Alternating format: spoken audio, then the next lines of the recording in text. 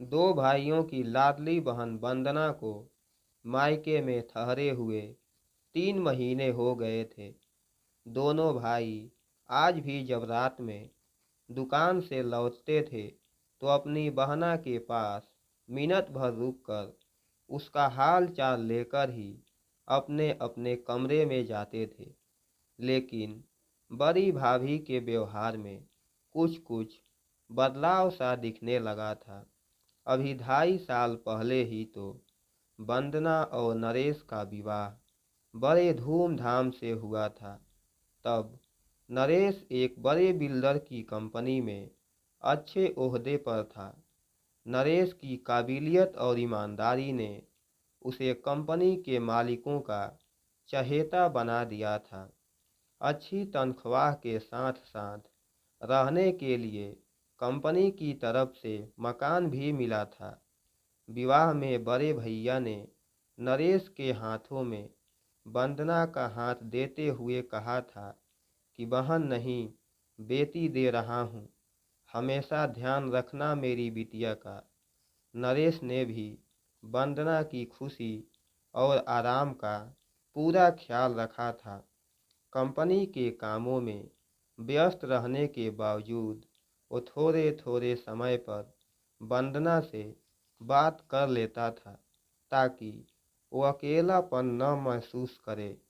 विवाह के साल भर बाद वंदना की गोद में अनुष्का के रूप में एक प्यारी सी बिटिया आ गई थी। अनुष्का की खबर मिलते ही अगले दिन सारा मायका वंदना और उसकी बिटिया से मिलने आ गया था। सब लोग कितने सारे तोहफे लेकर आए थे।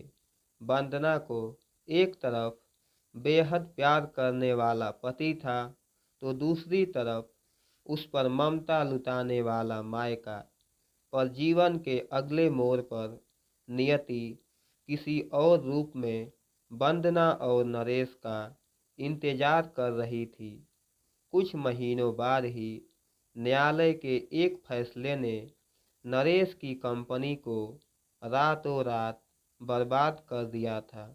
कंपनी की करोड़ों रुपए की लागत से बनी एक बिल्डिंग को गैर कानूनी करार देते हुए उसे सरकार के हवाले कर दिया था। हेड ऑफिस में बैंकों के ताले लग चुके थे और मालिकों को फरार होना पड़ा था। अब नरेश के पास न तो नौकरी थी और न ही घर था। विवादित कंपनी का कर्मचारी होने के कारण कोई भी दूसरा बिल्डर उसे फिलहाल अपने यहाँ काम देने को तैयार नहीं था।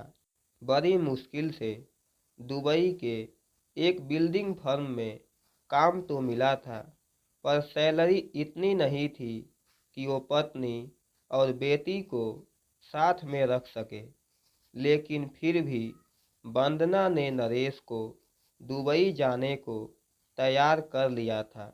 उसे पता था कि आज भले ही कम पैसे मिलेंगे, पर जल्द ही नरेश अपनी काबिलियत से कुछ ना कुछ अच्छा कर लेगा। वंदना ने अपने दोनों भाइयों से बात करके फिलहाल मायके में रहने का इंतजाम कर लिया था।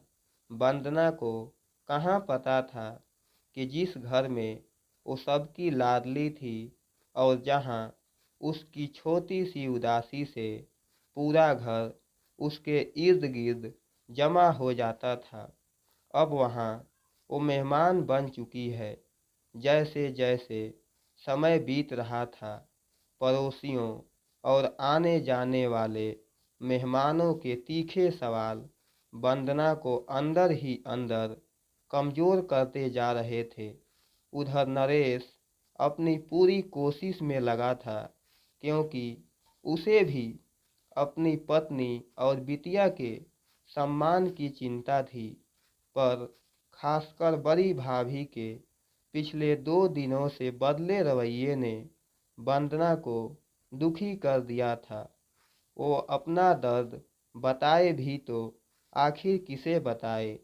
अनुष्का को सुलाकर वो तकिए में मुंह छुपाए हिचक हिचक कर रो पड़ी थी। तकिया मानो तेज बारिश में भीग गया हो। फिर पता नहीं कब उसकी आंख लग गई थी। अचानक उसने अपने माथे पर किसी का प्यार भरा स्पर्श महसूस किया था। आंखें खोली तो सिरहाने पर बड़ी भाभी बैठी थी। भाभी आप? वंदना का आश्चर्य और भय से भरा प्रश्न था। भय इसलिए कि 2 दिनों से बदली बदली सी भाभी उसे बाहर जाने का आदेश तो देने नहीं आई थी। कुछ देर भाभी एकदम खामोश बस वंदना के माथे को सहला रही थी।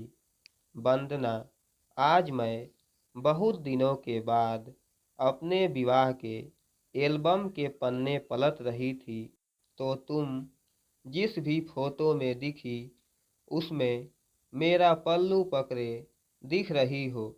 मैंने देखा कि सिर्फ 7 साल की एक बच्ची जिसने अपनी माँ को छोटी सी उम्र में खो दिया था, वो कैसे मुझ में अपनी माँ को ढूंढ रही थी।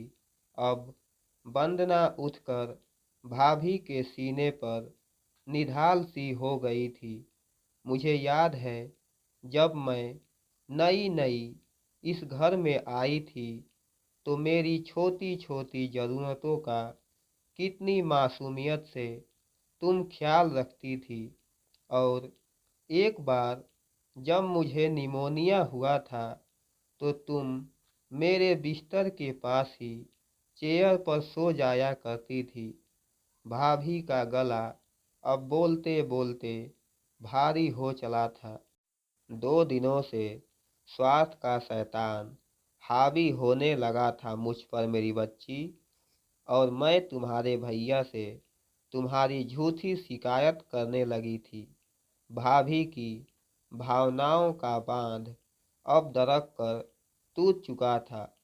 नरेश को अच्छे से काम सेट कर लेने दो और एक पल के लिए भी मायके में रहने की ग्लानि अपने अंदर मत लाना। मैं तो दूसरे घर से विदा होकर आई हूँ, पर तुमने तो जन्म लिया है यहाँ। और एक बेटी अपनी माँ के लिए कब से बोझ बनने लगी थी। वंदना ज़्यादा कुछ नहीं बोल पाई थी। बस भाभी माँ बोलते हुए भाभी के गले से लिपट गई थी। मेरे प्यारे दोस्तों, इस कहानी से हमें क्या सीख मिलती है, आप अपनी राय कमेंट बॉक्स में दे सकते हैं।